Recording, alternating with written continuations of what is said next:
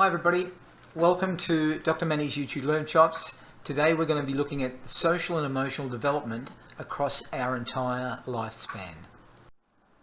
And this is going to provide you with the opportunity to review specific stages of psychosocial development across the lifespan, which include adolescence, middle adulthood, and old age. During adolescence, we look at identity crisis and teenage sexuality. In middle adulthood, we look at the midlife crisis and menopause. In old age, we look at the empty nest syndrome and the psychology of facing death. Now, we do need to review Erikson's 8 stages of psychosocial development. So we'll do that. Erikson purported the theory of psychosocial development. He maintained that personality developed in a predetermined order, as a lot of the other academics do as well, but with different theories. Through the 8 stages of psychosocial development, we're talking about infancy to adulthood. And during each stage, he stated that a person experiences a psychosocial crisis, which can have a positive or a negative outcome on their personality development. We commence with trust versus mistrust. Now remember all these. This stage begins at birth and lasts through to about 18 months of age. And this is where the infant develops a sense of trust when interactions provide reliability, care, and affection. Failure leads to mistrust. Autonomy versus shame and doubt. This stage begins at 18 months and lasts through to about 3 years, and this is where the infant develops a sense of personal control over physical skills and a sense of independence. Success leads to autonomy, failure leads to shame and doubt and insecurity.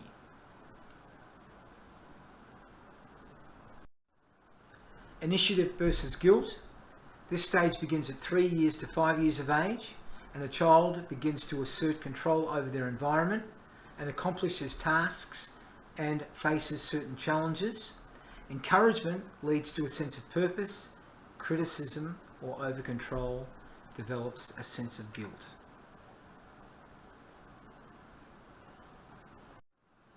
Industry versus inferiority. This stage begins at 5 years and lasts up to approximately 12 years of age. The child is coping with new learning and social demands. The child's peer group is very influential and becomes a major source for the child's self-esteem.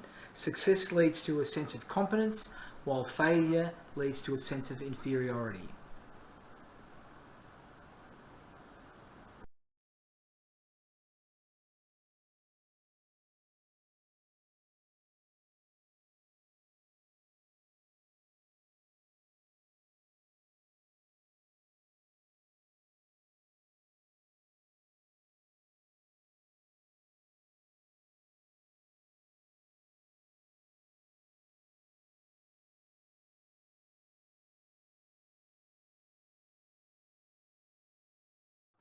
Intimacy versus isolation begins at 18, ends at 40 years of age.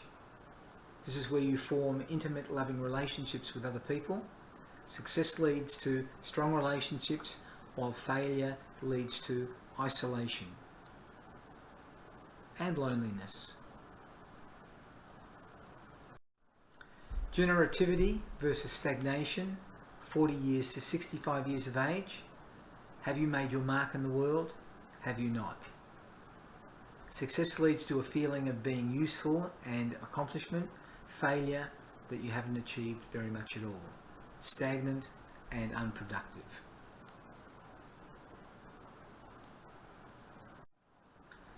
Ego, integrity versus despair. 65 years until you pass, you die. This is where you reflect on your life, and you're either moving towards having a feeling of being satisfied and happy with your life, or a feeling of regret. Let's review the lifespan stages now. Infancy. This is the earliest and the shortest stage of human development other than embryology. There are many physical milestones that occur during this stage as an infant gains control over its body. But infants rely on others, as you are now aware, to meet their needs and learn and hope to learn to trust people so that their needs are met. Trust versus mistrust. Already covered.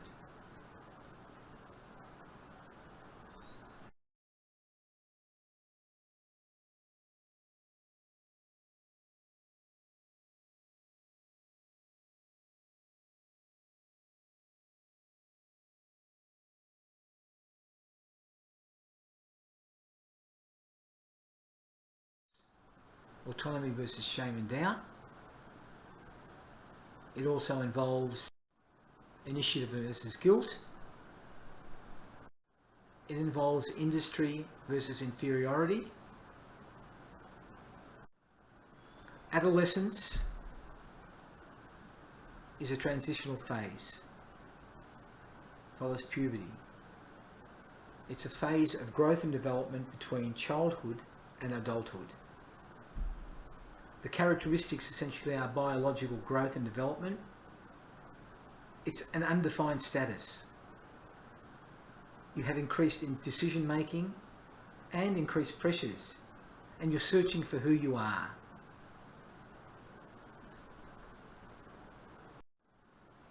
This involves identity and role confusion. Who are you? Very difficult for some teenagers. Then you've got identity crisis. Identity crisis is to do with personal psychosocial conflict, especially in this adolescent period. And it involves confusion about one's social role and often a sense of loss of continuity to one's personality. It was Erikson's theory that actually described this. And he saw it as a way a person resolves the crisis, and if they resolve it, they'll determine their personal identity and future development. If they don't, they won't. Teenage sexuality. This is a normal part of adolescence. It involves an expression of interest, their orientation to their sexuality, their preference to their sexuality. And during this period of time, it's thinking about both the same sex and the opposite sex, which is quite common, in order to sort out who they are in relation to their sexuality. Some teenagers may experiment with members of the same sex as they explore their own sexuality, or they explore with members of the opposite sex. Then you've got what is called separation anxiety. And separation anxiety is an excessive fear or worry about separation from home or an attachment figure, like your mum or your dad, your grandmother, your grandfather, your brother, your sister, someone who's important to you. And this is a normal stage in an infant's or child's development, as it helps children understand the relationships and master their future environment. Then we move on to adulthood. And there are 4 stages of adulthood. Not these: radult, sadult, madult, deadult. But, okay, it's humorous. You've got a young adulthood, and this is where a person ranging in age from their late teens to their early 20s, even into their early 30s. And the young adult stage in human development precedes middle adulthood. This involves intimacy versus isolation, where you develop loving relationships with other people. success, strong relationships, failure, no relationships.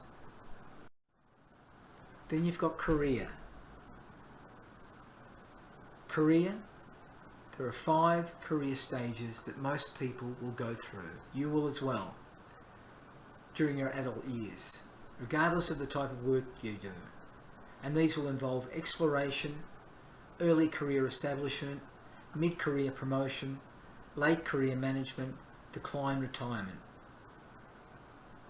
Your early career is when you learn basic work skills that apply to a specific job and to the overall experience you gain working with others.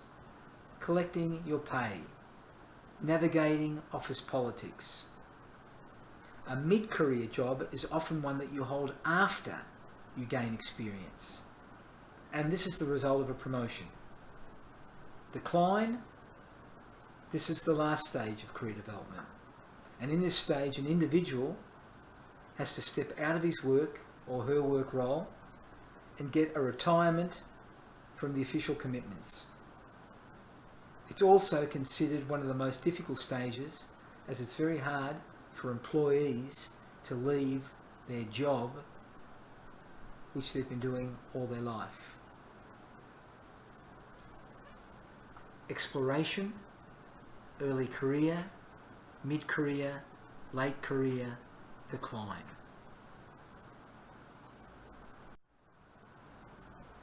Then you've got family and marriage. Family development theory, this is where the life cycle family stages occur. Early marriage, families with young children, launching of children out of the home, the empty nest syndrome.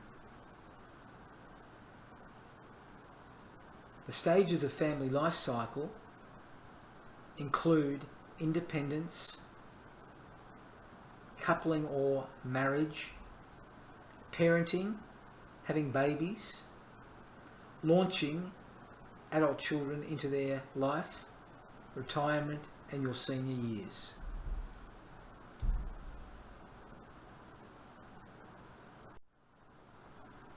Then you get into middle adulthood.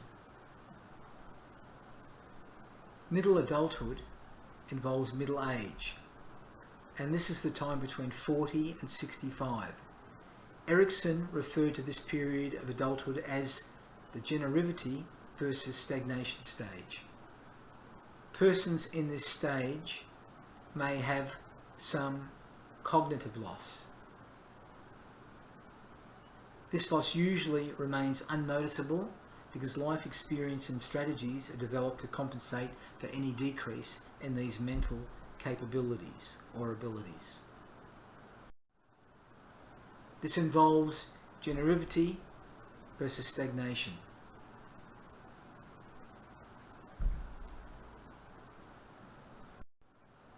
Then you've got midlife crisis.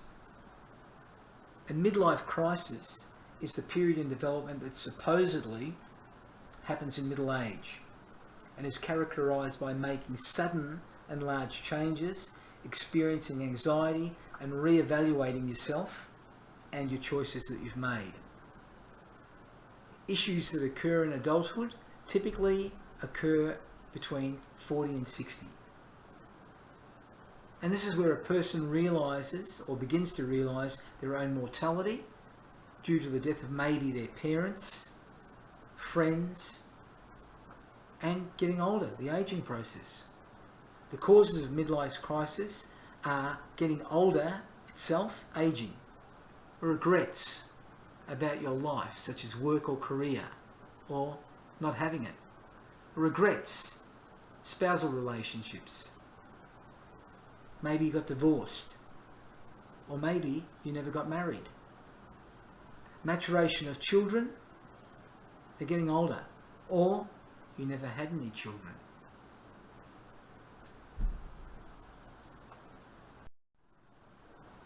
Then there's menopause.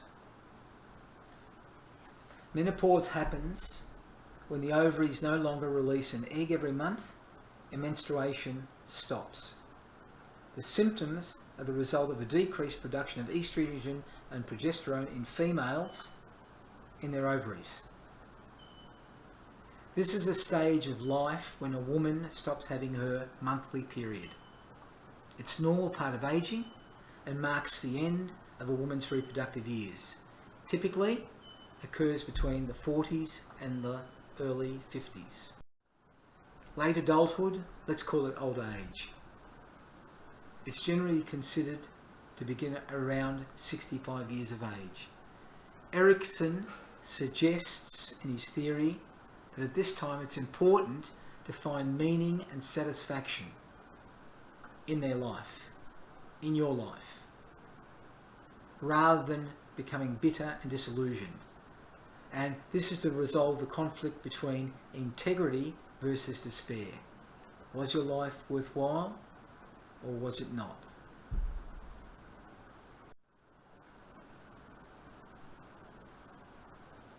Are you satisfied? Are you regretful? The empty nest syndrome. This is a feeling of grief or loneliness that many parents may feel when their children leave home for the first time. They leave to live on their own or to attend a college or a university like you guys are doing. And this is not a clinical condition, it's a phenomenon which parents experience. Some parents experience. There are feelings of sadness and loss when the last child leaves home. Although your parents might not actually actively encourage their children to become independent, when they go, the experience of letting go can be extremely painful. Have a look at the cartoon. The mother's upset. The father, I think, is relieved. Children are very expensive and time-consuming and a lot of work.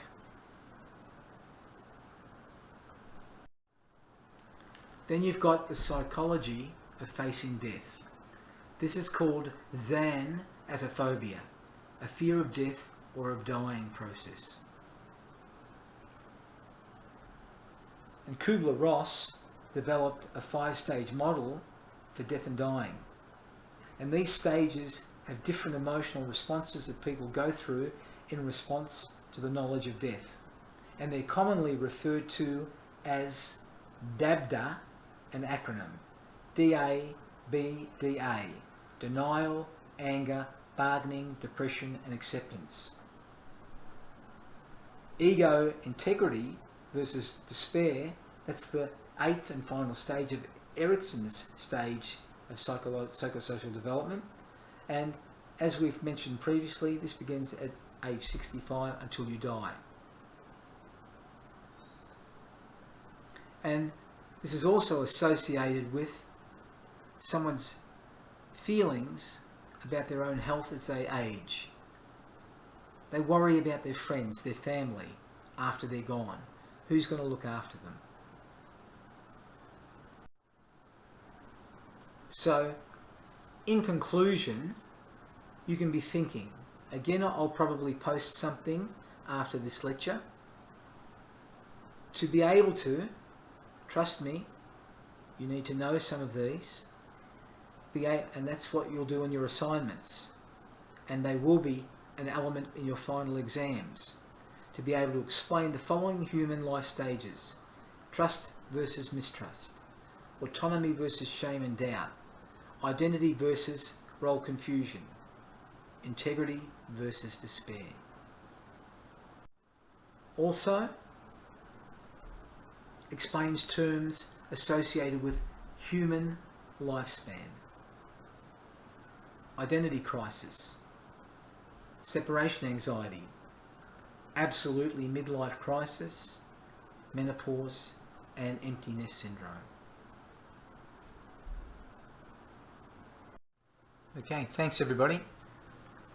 If you found this session to be of any value, check out the other Dr. Manny Learnshops on YouTube.